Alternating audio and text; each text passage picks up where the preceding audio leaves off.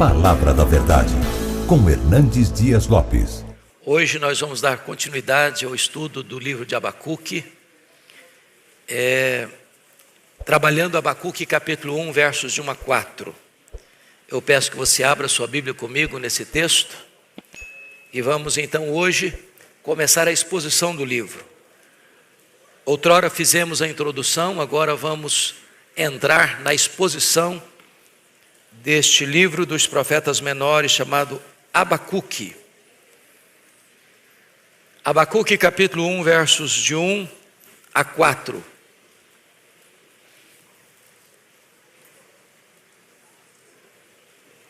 Abacuque fica perdido aí às vezes, no meio dos menores. Se ajuda, fica entre Naum e Sofonias. Eu não sei se ajudou. Na minha Bíblia está na página 799. Não sei aí na sua se também ajuda.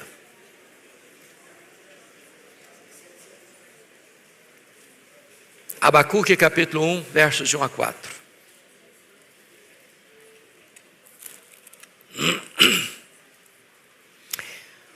Está escrito o seguinte: sentença revelada ao profeta Abacuque. Até quando, Senhor, clamarei eu, e tu não me escutarás? Gritar-te-ei violência, e não salvarás. Porque me mostras a iniquidade e me fazes ver a opressão?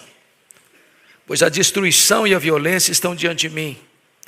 Há contendas e o litígio se suscita. Por esta causa a lei se afrouxa e a justiça nunca se manifesta.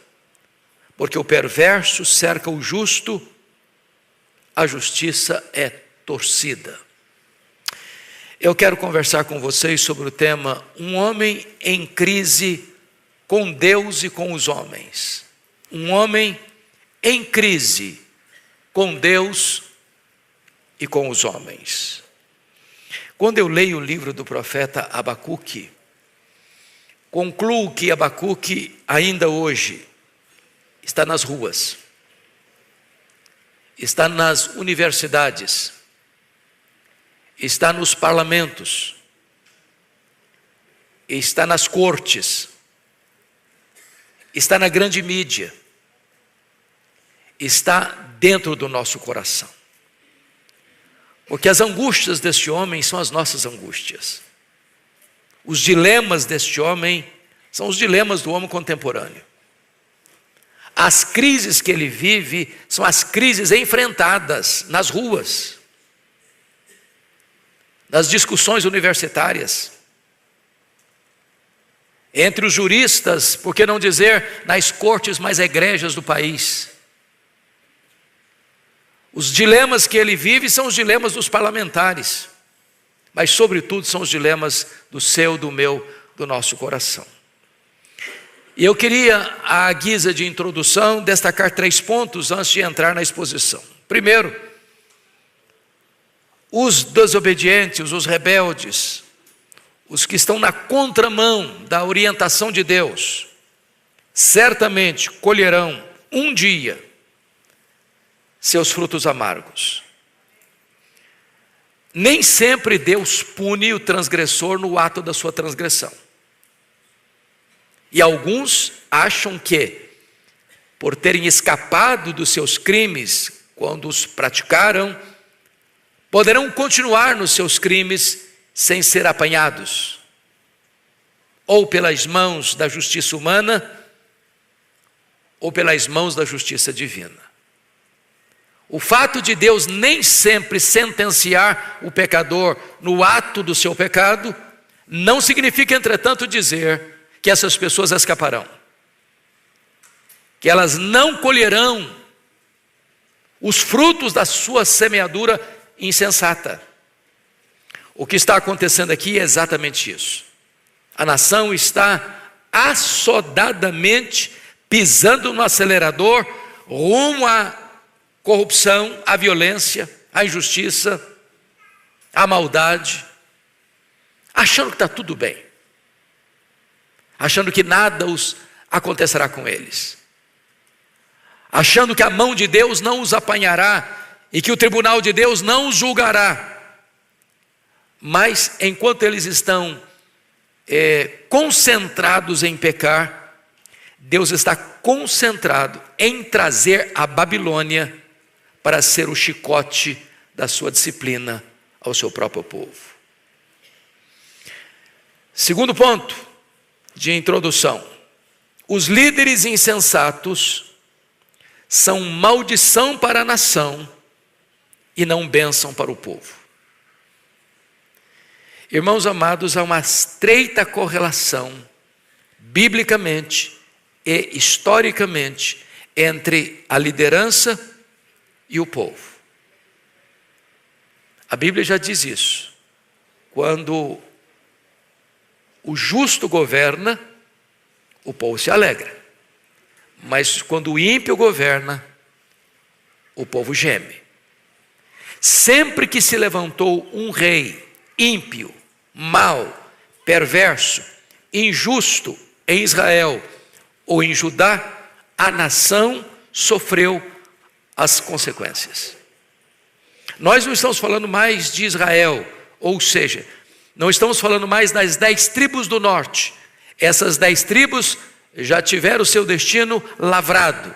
Em 722, lá no período de Ezequias, aqui em Judá, a Assíria levou as 10 tribos para o cativeiro.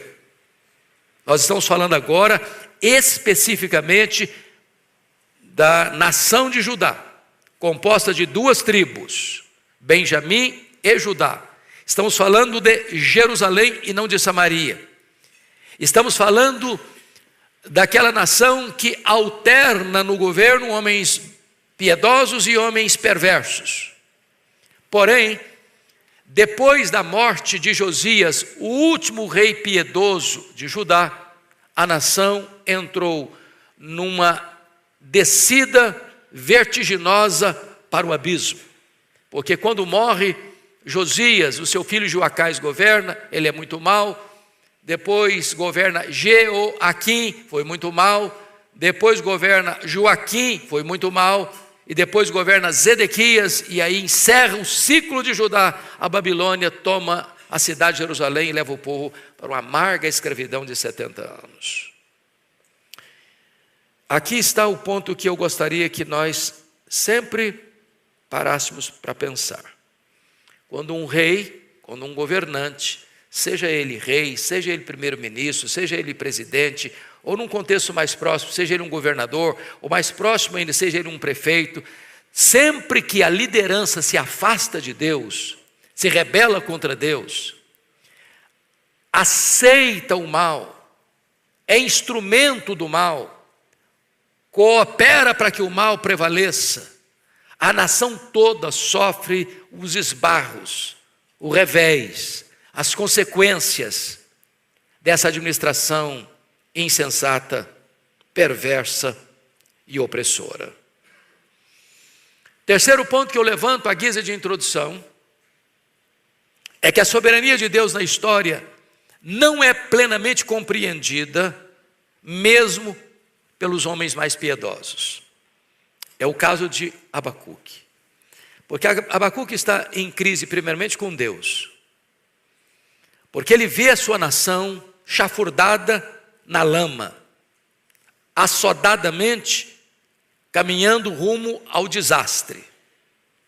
A sociedade tornou-se um campo de guerra, onde o maior oprime o menor, onde a violência está nas ruas, onde as cortes, em vez de colocar as coisas em ordem, fazendo prevalecer a lei, para que o injusto não oprima o justo, o poderoso não oprima o fraco. As cortes estão de mãos dadas com a violência, estão compradas pelos poderosos. A lei é torcida, a justiça não é feita, e ele está em grande crise com Deus. Deus, o Senhor não vai fazer nada, o Senhor não vai agir, o Senhor não vai intervir, o Senhor não vai botar o pé no freio enquanto a nação pisa no acelerador rumo ao desastre. Essa era a primeira crise. Mas a segunda crise é maior que a primeira. é que quando Deus responde a ele, Deus diz o seguinte: eu estou agindo sim. Eu estou preparando os caldeus. Estou preparando a Babilônia. Uma nação amarga e impiedosa. E essa nação virá. E essa nação vai tomar Jerusalém. E essa nação vai levar o povo para o cativeiro. E essa nação vai ser a vara da minha ira para disciplinar o meu povo. E ele entra mais em crise ainda. Porque ele não compreende, não entende como Deus pode usar alguém pior do que o seu próprio povo para disciplinar o seu povo. Às vezes, meus irmãos, a soberania de Deus não se encaixa com a nossa teologia, ou pelo menos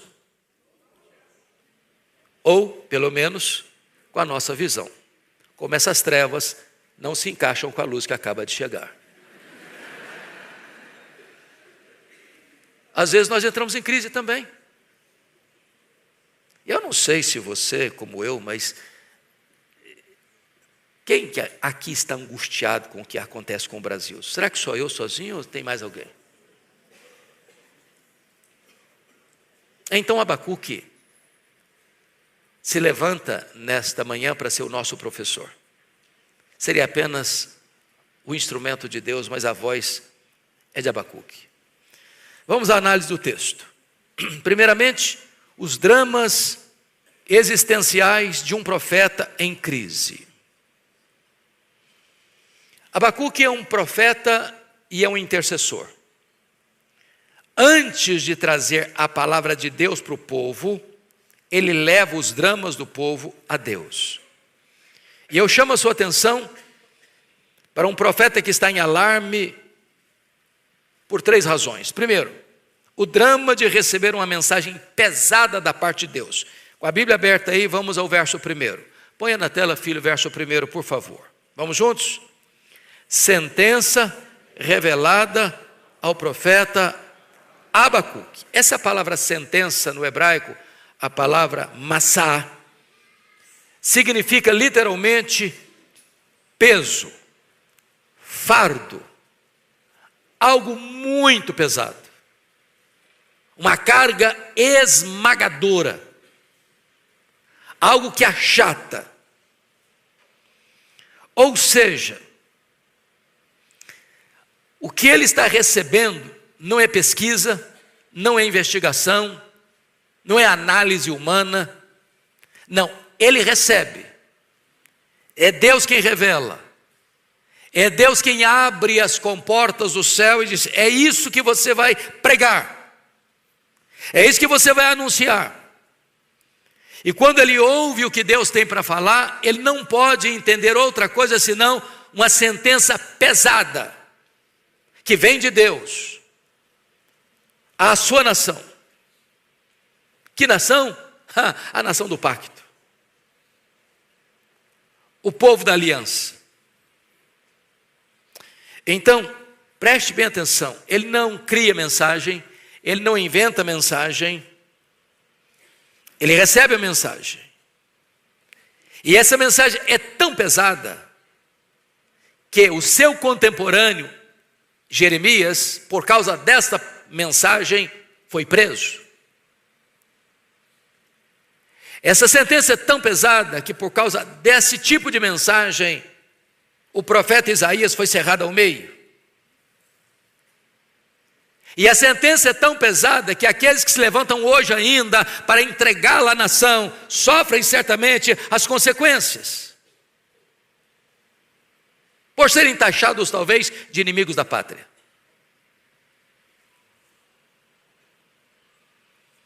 O segundo drama que ele vive é o drama de não ter suas orações respondidas por Deus. Vamos ler o versículo 2, se possível ponha na tela para toda a igreja acompanhar comigo. Vamos juntos?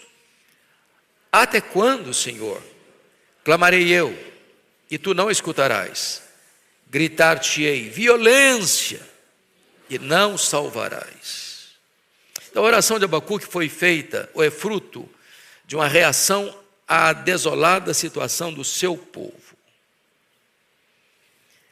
Ele está gritando E esse até quando é um grito de desespero. Jesus, Deus, eu estou falando, eu estou vendo, a coisa está acontecendo, está aí nos noticiários, as mídias sociais estão aí divulgando todo dia, toda hora.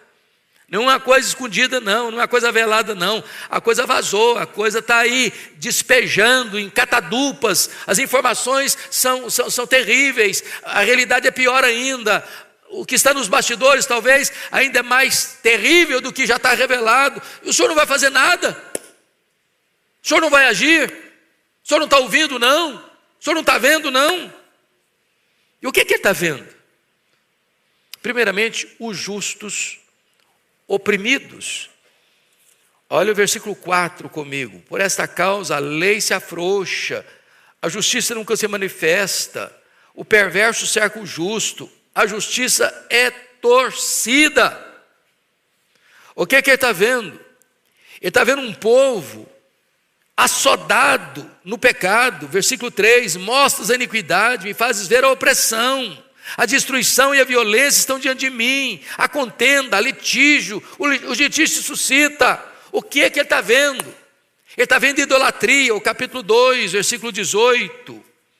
Que aproveita o ídolo, visto que o seu artífice o esculpiu, é imagem de fundição, mestra de mentiras, para que o artífice confie na obra, fazendo ídolos mudos. Ele está vendo os pobres sendo oprimidos. E eu pergunto a vocês, nós estamos vendo a mesma coisa?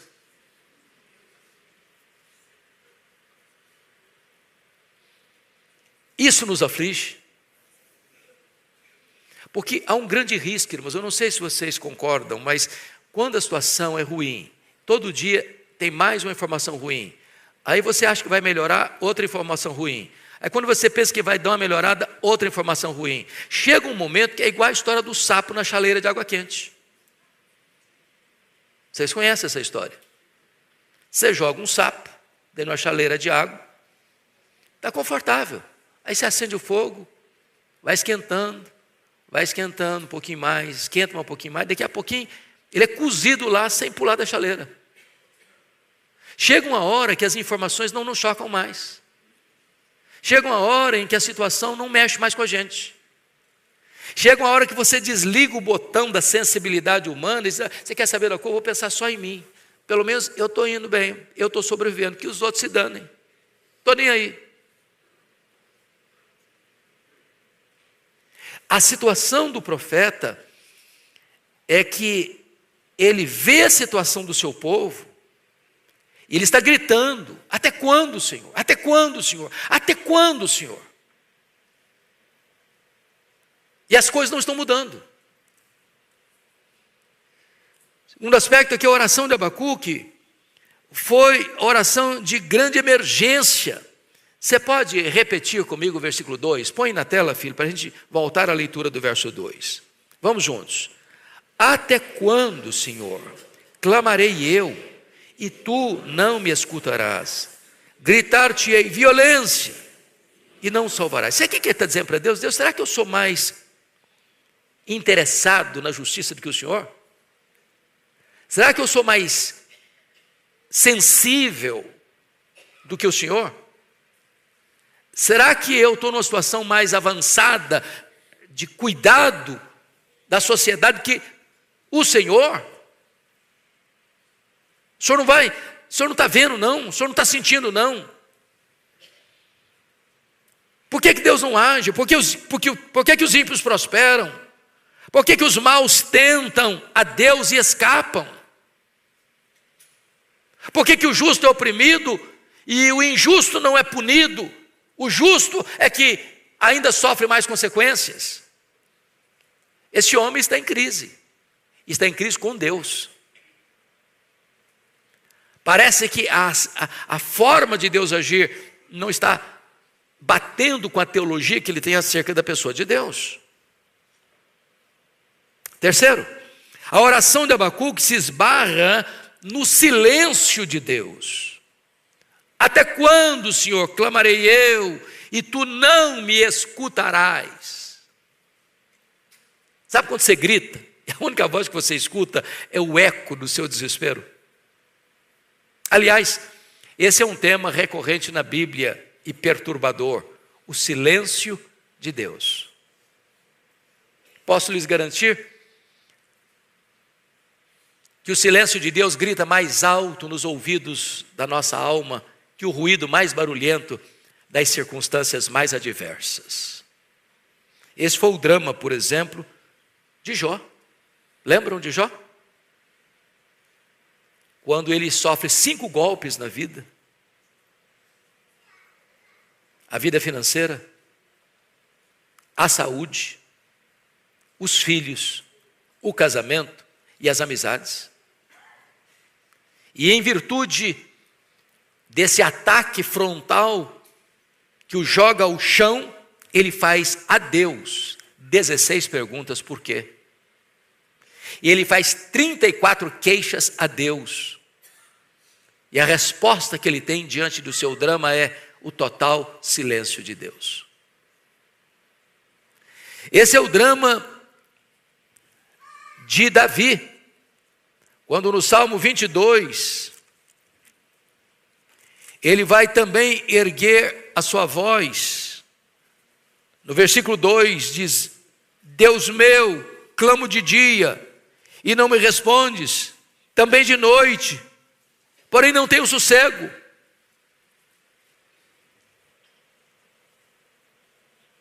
Este é o drama da mulher sírio-fenícia, que vai clamando atrás de Jesus: Filho de Davi, tem misericórdia de mim. E os discípulos tentam mandar essa mulher calar, ou mandam Jesus despedir a mulher, e ela continua clamando. O que é que você faz quando você ora e a resposta não chega? Você está doente e ora e a doença agrava. Você ora pela conversão do marido, da mulher, dos filhos, dos pais, e a pessoa fica mais endurecida ainda. Você ora pelo Brasil, e aí tem uma nesga de esperança, no outro dia joga um jato d'água fria na chamazinha que estava levantando, e você entra em pânico outra vez. Até quando, Senhor? Até quando?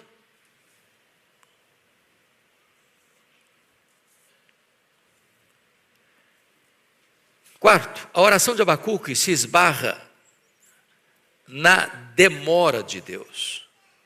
Porque o silêncio, ele é perturbador quando ele se estica. E você espera uma resposta e ela não vem. E você bota uma data para a coisa acontecer e não acontece. A demora.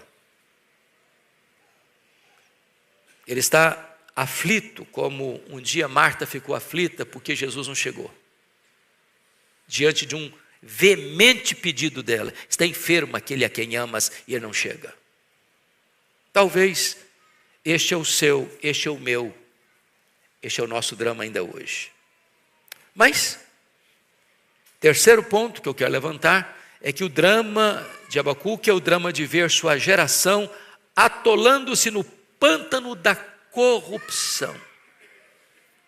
Vamos voltar os nossos olhos para o verso 3. Põe na tela para nós lermos de novo, verso 3. Vamos juntos?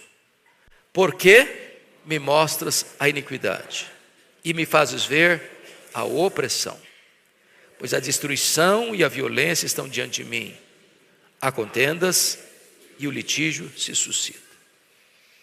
Irmãos, a Bíblia é tão incrível que se esse versículo fosse estampado na Folha de São Paulo, no Estadão, no Globo, nos periódicos semanais ou nos telejornais mais vistos no Brasil, diríamos que nós estamos tirando uma radiografia do que está acontecendo hoje, aqui. E o profeta escreveu cerca de 600 anos antes de Cristo. E ele está fazendo uma radiografia, um diagnóstico do que nós estamos vivendo hoje. É por isso que a Bíblia é tão atual. Ela escreve a história antes dela acontecer. Isso prova uma coisa, é que o homem é corrompido por natureza. Os estudiosos, os pensadores, os filósofos, acham que o problema da humanidade é falta de instrução, é falta de conhecimento. Então, dê instrução para o homem, seus problemas estarão resolvidos. Isso é um engano. Essa foi a tese do positivismo. Quem pode negar que nós somos uma geração de autoconhecimento? Temos boas universidades, temos gente culta. Quem de nós pode duvidar que o poder legislativo, o executivo e judiciário, com as suas exceções, é claro, esses poderes são ocupados por homens cultos, passaram por boas universidades, granjearam um bom conhecimento. Eles são melhores por isso? São mais éticos por isso?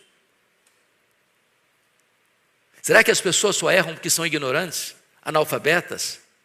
Ou as pessoas que alcançaram o pináculo da vida estudantil são melhores moralmente, eticamente mais aprovadas? E aí você começa a perceber que a corrupção está instalada. Não é lá nos coitadinhos que não tiveram acesso à escola, os que ganham um salário mínimo, os que levantam 4 horas da madrugada para pegar 3 conduções para chegar no emprego. A corrupção não é promovida pelos boia-frias. Não, é por aqueles que estão no alto comando, os doutores mais afamados, os ricos mais bem articulados, os que não têm qualquer pejo de roubar dos velhinhos do INSS para ostentar aviões, carros de luxo. E o profeta está aqui com o seu coração apertado, ao olhar para a sua nação e diagnosticar essa violência, essa injustiça, essa opressão. Então, quero levar vocês ao segundo e último ponto desta mensagem, que é a radiografia de uma sociedade decadente, ainda dentro desses 4 versículos que lemos. Em primeiro lugar, uma sociedade decadente, ela é saturada de violência. Olha o verso 2 comigo de novo. Vamos ler juntos? Até quando, Senhor, clamarei eu e não me escutarás? Gritar-te-ei violência e não salvarás. Deixa eu fazer uma pergunta óbvia, do óbvio ululante. Tem violência na sociedade brasileira?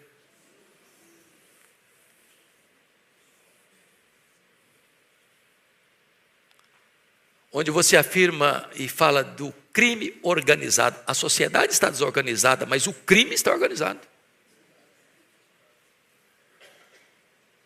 As leis estão frouxas para os maus. Talvez para o justo, o nó está mais apertado ainda.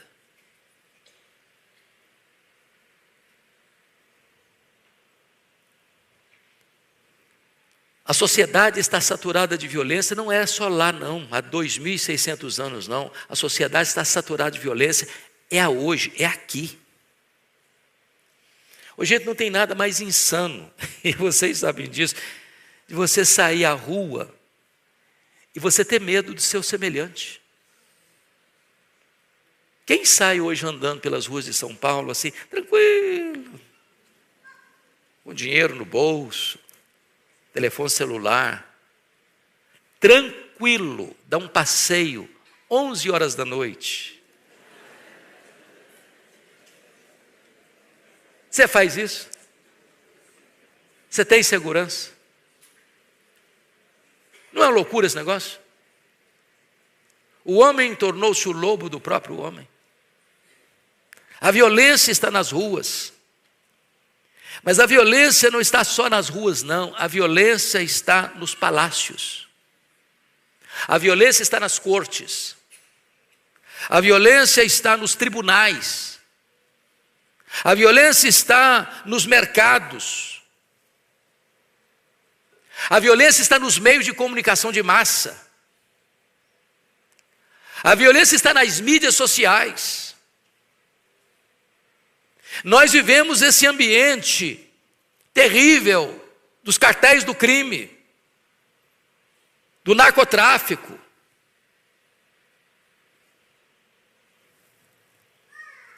Onde os institutos de violência enfiaram os seus tentáculos em todos os setores da sociedade. Onde os coitados, os velhinhos, dentre os quais me incluo, estão sendo saqueados, roubados, por aqueles que deveriam protegê-los. E você vê as CPIs sendo destampadas e algumas pessoas sendo blindadas. Esse aqui não pode ir, esse aqui não pode ir, esse aqui não pode ir. E onde você vê pessoas multibilionárias tirando o pão da boca do faminto para ostentar o seu luxo. O grande problema é que o profeta Abacuque está vendo essa cena. E ele está vendo essa cena com uma pergunta que o aflige demais. E eu não sei se aflige a você, a mim aflige. E a pergunta dele é: até quando, Senhor, clamarei eu, e tu não escutarás? Gritar-te-ei violência, e não salvarás. E de repente, quando você vê abrir uma portinha de esperança, no outro dia está fechada. Porque aquela frechinha que se abriu era mais um jogo, era mais um artifício para tirar o oxigênio da esperança do povo. E é isso que ele está vivendo. Segundo lugar, uma sociedade decadente, ela é dominada pela iniquidade e não pela virtude. Vamos ler de novo o verso 3, por favor, ponha na tela. Verso 3. Toda a igreja comigo. Por que me mostras a iniquidade, me fazes ver a opressão? Pois a destruição e a violência estão diante de mim. Há contendas e o litígio se suscita. Veja você que o problema do profeta não era apenas ver a presença do mal, mas a procedência dele. De onde estava vindo o mal que o aflige, que o incomoda? O mal que ele está vendo não é da Babilônia, não é nem da Síria. De onde está vindo o mal que está afligindo a ele? Da sua própria nação, do seu próprio povo.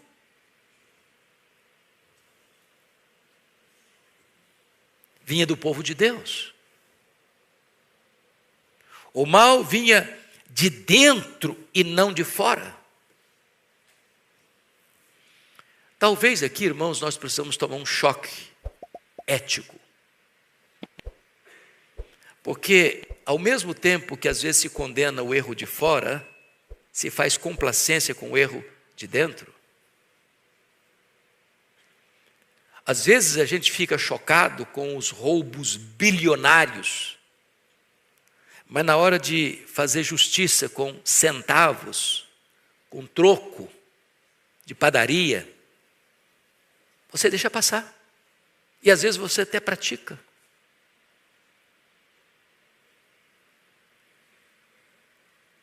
Notem vocês que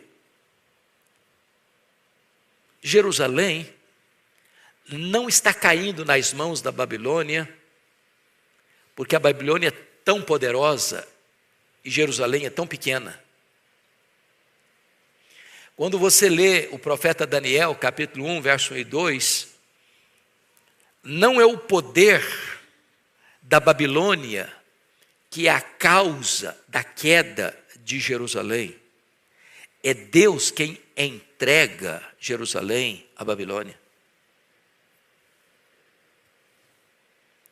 Os vasos do templo não foram saqueados pela Babilônia porque a Babilônia é tão poderosa. Deus está disciplinando o seu povo, entregando os vasos do templo à Babilônia. Ou seja, Deus nem sempre acerta as contas com o pecador no ato do seu pecado, mas de Deus não se zomba, porque aquilo que o homem semear, isso ele ceifará. Então, pense comigo, por exemplo, na questão do Império Romano. Você tem, na linguagem de Daniel capítulo 2, aquela grande figura que Nabucodonosor sonha, cabeça de ouros, peito, e os braços de prata, quadril de bronze, e as pernas e os pés de ferro, e os dedos de ferro e barro, e que uma pedra não lavrada por mãos bate nos pés dessa estátua, toda ela vira pó, e essa pedra cresce e alcança o mundo todo. Daniel 2 é uma profecia do que haveria na história da humanidade dos grandes impérios. Primeiro, cabeça de ouro, a Babilônia. Peitoral com os braços de prata, o Império Medo-Persa. Os quadris de bronze, o Império Greco-Macedônio. As pernas de ferro e os pés de ferro e barro, o Império Romano. Agora notem, que o Império Romano tem ferro e tem barro. E porque tem barro, ele é frágil, ele é vulnerável.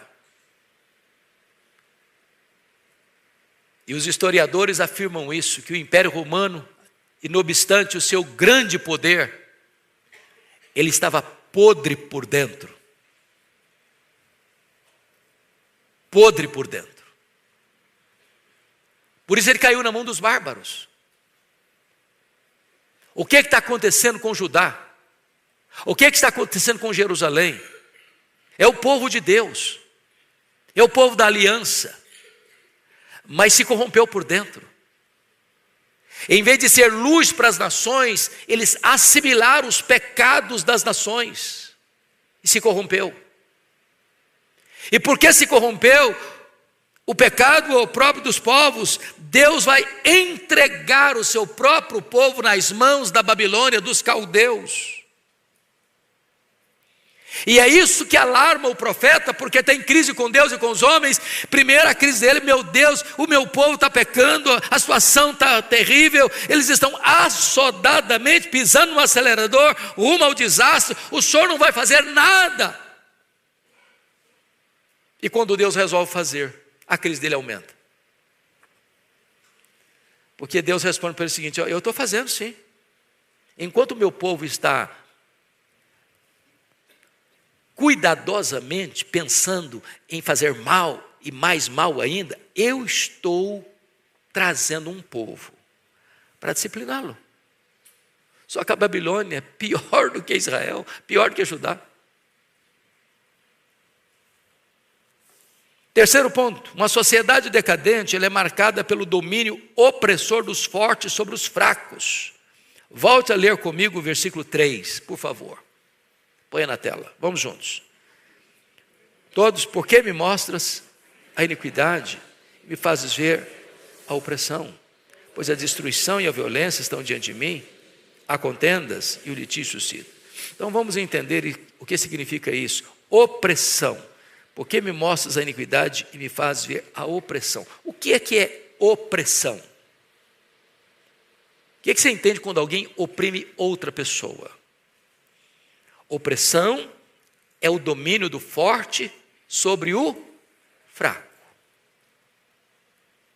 É fruto do sistema corrompido de roubar do que pouco tem por aquele que mais tem.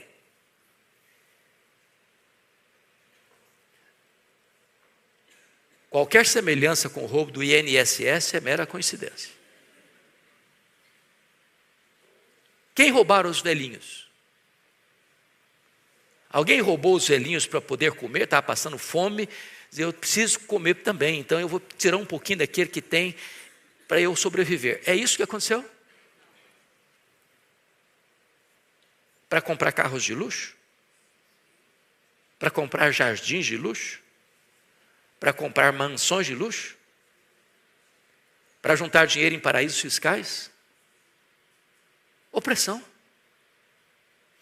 Agora, ainda que a opressão fique sem a justiça dos homens, não ficará certamente sem a justiça divina.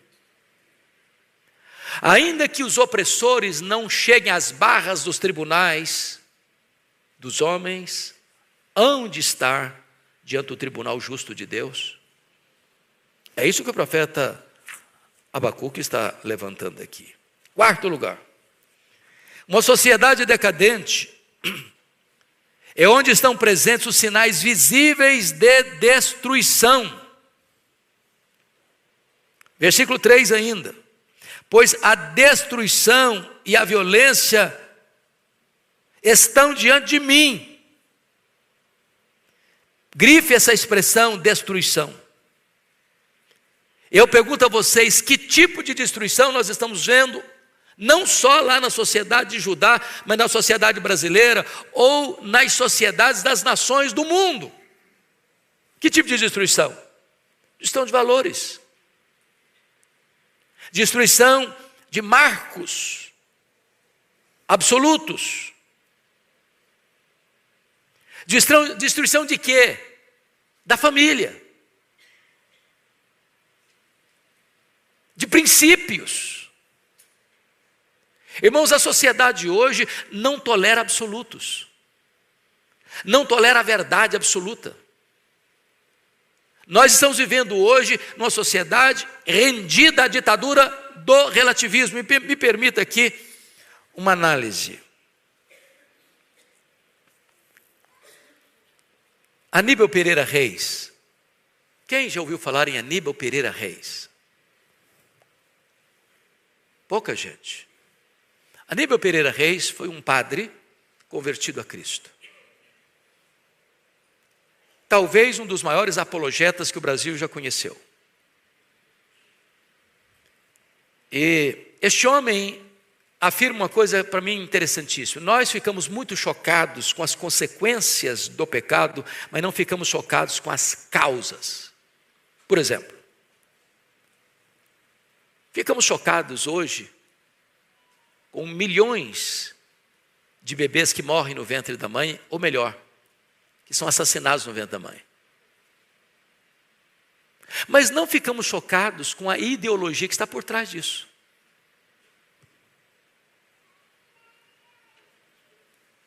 Existem pensadores que estão lá no ar-condicionado, engendrando ideias que, postas em ação, vão trazer desastres para a sociedade. Por exemplo, quando Adolf Hitler defende a tese da superioridade da raça ariana, ele está abrindo um precedente, então, para sacrificar 6 milhões de judeus. A uma raça que ele considerava sub-humana. Então a bomba mais poderosa do mundo não é a bomba de hidrogênio, não é a bomba atômica. A bomba mais poderosa do mundo é a bomba I. É a bomba das ideias. Porque as ideias é que põem em movimento as ações. E as ações mais malignas, tantas vezes. Uma sociedade decadente é onde estão presentes os sinais visíveis de destruição.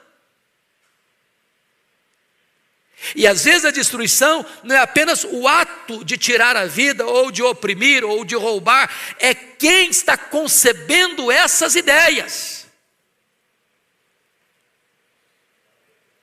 São os articuladores, que estão vestidos de terno Armani e gravata de seda. que são aplaudidos como heróis, que pondo em movimento as suas ideias, levam à destruição lá na ponta, lá na ponta. É por isso que nós temos que nos acautelar com as ideologias. Porque elas desembocam em ações, às vezes, perversas. Quinto ponto. Uma sociedade decadente é marcada por relacionamentos quebrados. Versículo 3, está escrito assim: pois a destruição e a violência estão diante de mim, e há contendas. O que é contenda? Confusão, briga. É uma sociedade não pacificada. É uma sociedade que vive com a corda esticada. É uma sociedade onde você olha o outro como lobo. O homem é o lobo do próprio homem. Onde você anda pelas ruas de São Paulo, nas outras cidades do Brasil e do mundo, e você fica olhando para trás, olha para trás, do lado, você está desconfiado. Você tem medo. Onde você sai de uma agência bancária, onde você foi pagar um boleto e sai com medo.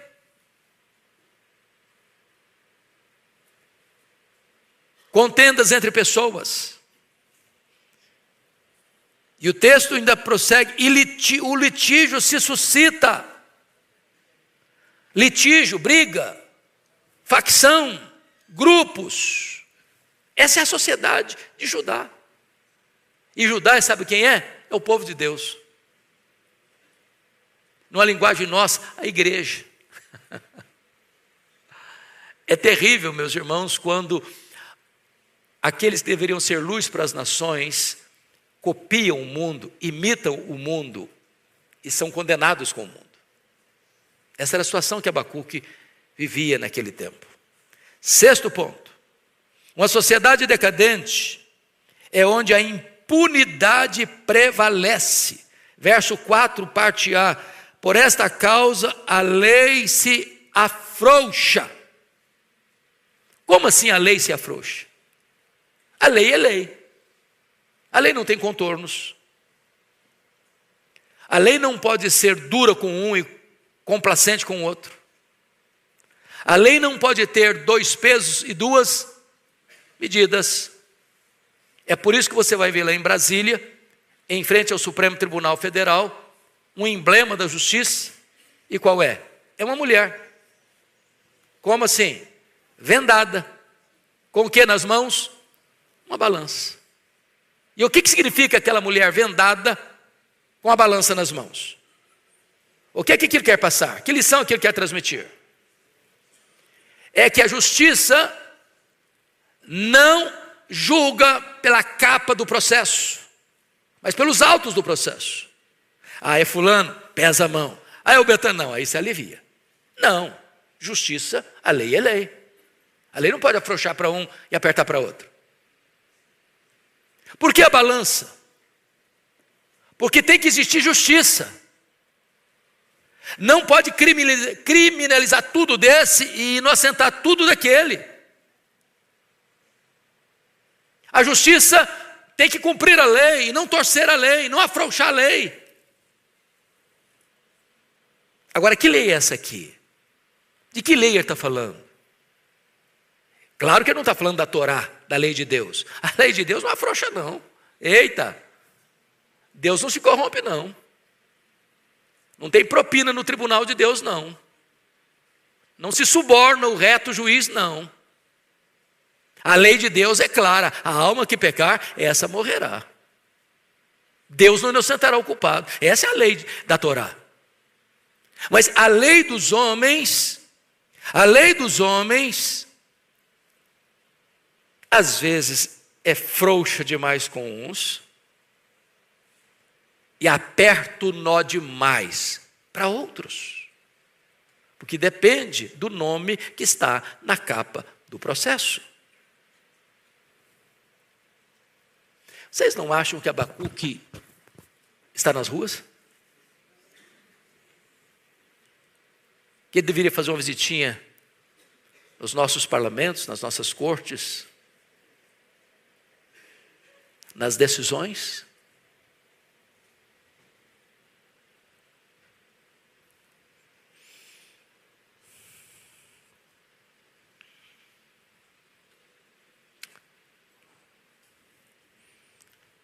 Quando eu fico olhando o cenário brasileiro, tão doloroso, eu não sei quanto a vocês, se isso aflige, porque às vezes a pessoa desliga também o botão da sensibilidade, né, para viver. De vez em quando eu estou lá em casa, e eu me pego olhando as notícias, a minha esposa chega e me dá uma bronca. Eu falei, para de ver isso. Eu sei que ela está dizendo para mim, está certo. Para de ver isso. Chega. Às vezes a bronca é desse jeito mesmo. Só acontece lá em casa, os maridos aqui nunca enfrentam isso, com certeza.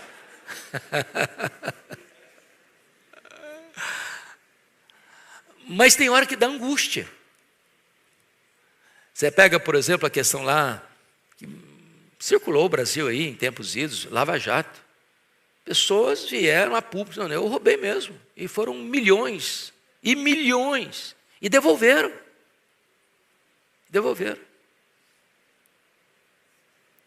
Está quase todo mundo hoje sem nenhum problema mais.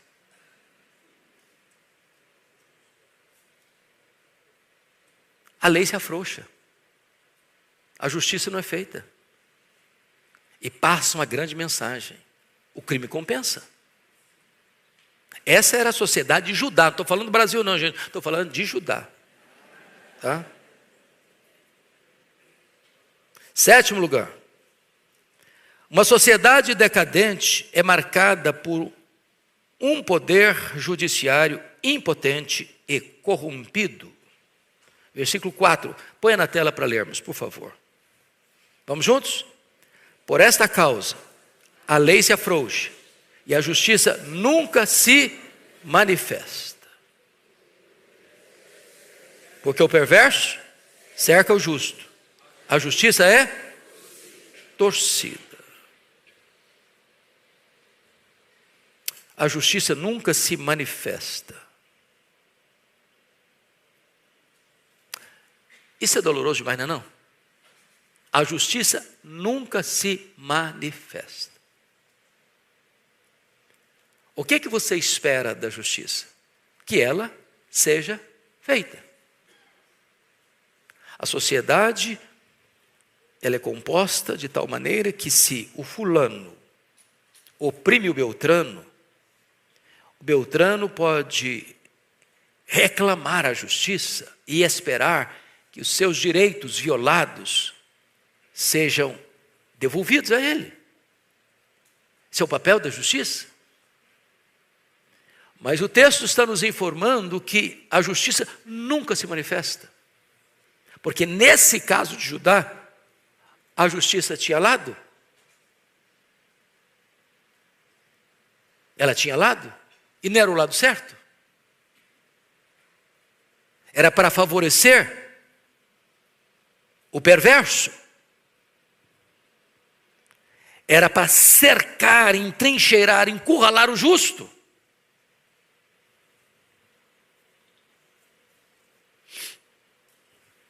Oitavo lugar. Uma sociedade decadente é onde se vê uma inversão total de valores. Versículo 4 diz assim: porque o perverso cerca o justo. Você já pensou nisso?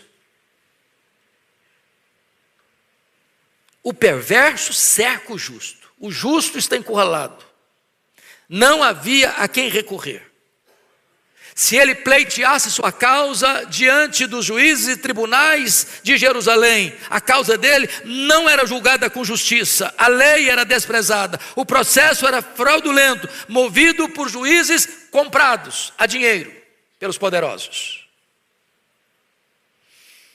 Portanto, dentro do nosso aparelhamento de Estado, você tem 3 poderes, desde Montesquieu, isso é assim: poder legislativo, poder executivo e poder judiciário. Se espera que esses três poderes sejam interdependentes, cada um cumpra a sua função e o seu papel, sem interferência um na vida do outro.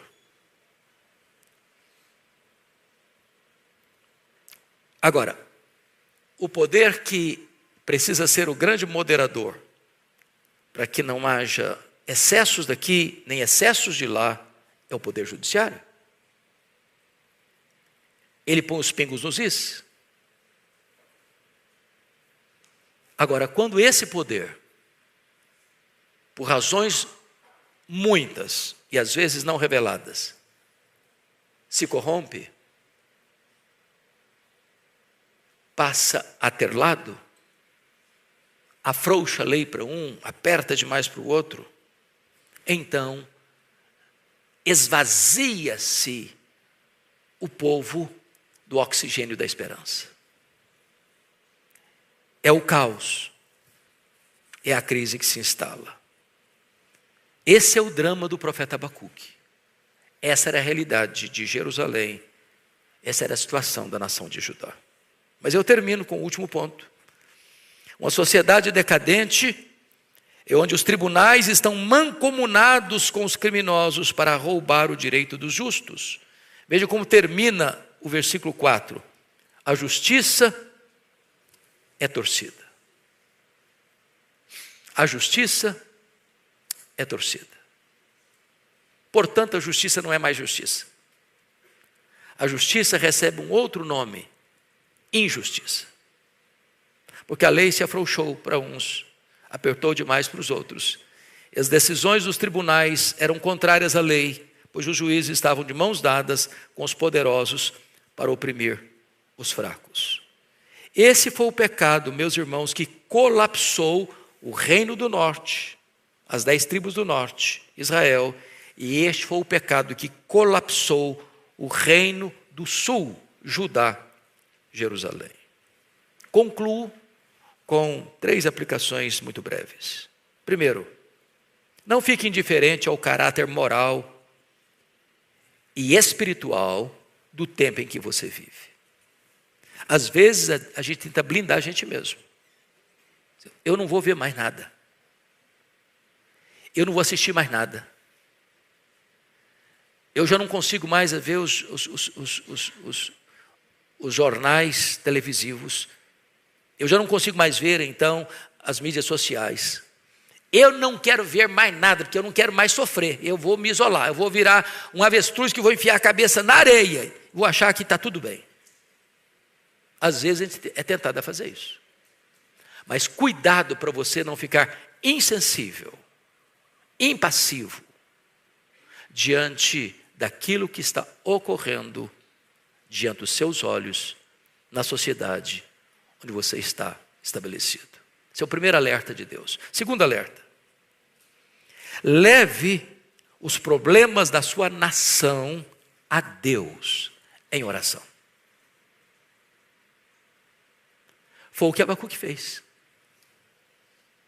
Ele é um profeta de Deus, ele é um patriota. Ele ama a sua nação. Ele está incomodado com os pecados da sua nação. E ele não é um ativista político. Ele nem é um ativista social. Ele não anda com cartazes na rua, abaixa a Babilônia. Não. Ele é um intercessor. Ele é um profeta. Ele é um homem de Deus. Ele sabe que há momentos em que a nação está tão corrompida que ela não tem a solução para ela mesma. Precisa buscar do alto. Precisa buscar de Deus. E é isso que esse profeta faz. Ele coloca a sua nação diante de Deus em oração. Terceiro e último ponto da minha aplicação: nunca perca a confiança. Nunca perca a confiança que Deus está do lado da justiça, mesmo quando a iniquidade parece prevalecer. Tem hora que o silêncio de Deus e a demora de Deus não significa que ele já desligou, já perdeu o interesse, que ele nunca mais vai agir. Deus sempre estará do lado da justiça.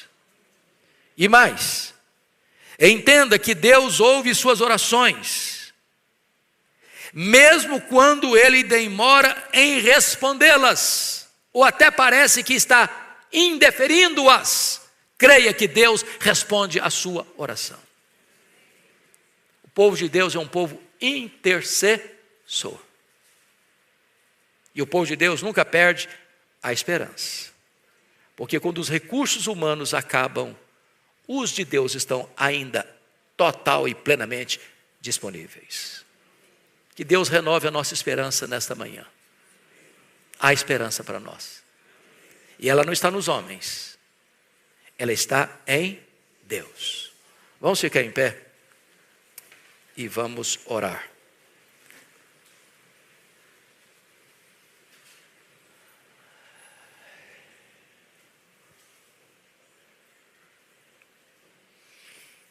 Ó Deus amado, nós te rendemos graças, porque a tua palavra é viva, atual e poderosa.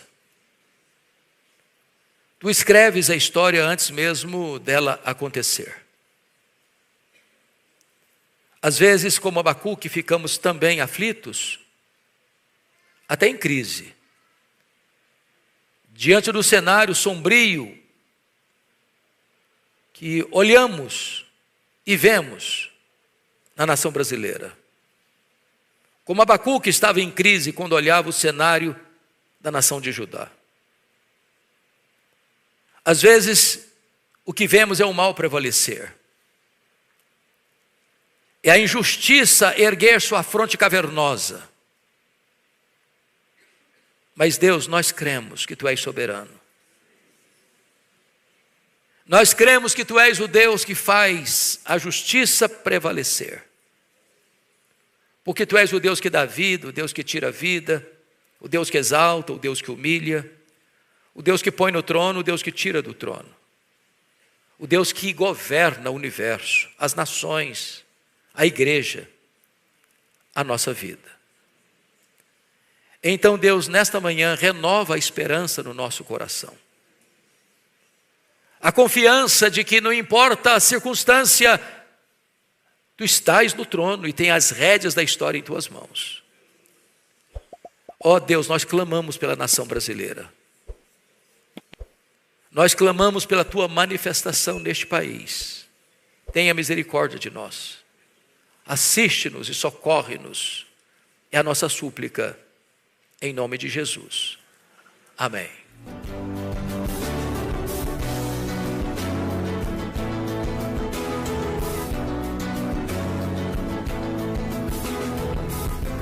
Palavra da Verdade, com Hernandes Dias Lopes.